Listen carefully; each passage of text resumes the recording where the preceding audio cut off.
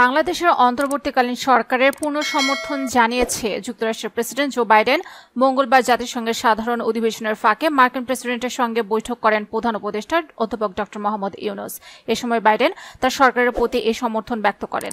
রাত 9:20 প্রধান উপদেষ্টার ভেরিফাইড ফেসবুক পেজ থেকে দেওয়া এক পোস্টে এ তথ্য জানানো হয়েছে। এতে বলা হয়, বৈঠকে ড. ইউনূস বিগত সরকারের আমলে সব ধরনের নিপীড়নের বিরুদ্ধে শিক্ষার্থীদের সাহসী ভূমিকা ও বাংলাদেশ পুনর্গঠনে তাদের গুরুত্বপূর্ণ অবদানের কথা জো বাইডেনকে জানান। অধ্যাপক ড.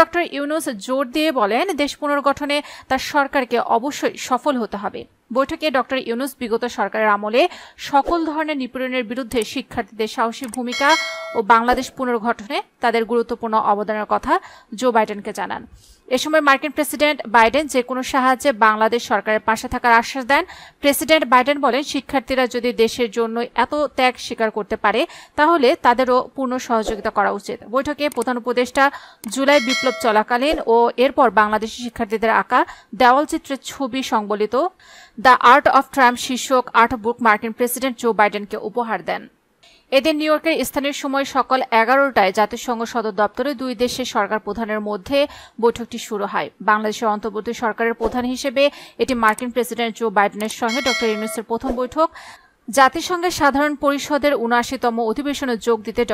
ইউনূস সোমবার নিউ ইয়র্কে পৌঁছান। জাতিসংঘের মহাসচিবের আমন্ত্রণে তিনি সাধারণ পরিষদের অধিবেশনে যোগ দিয়েছেন।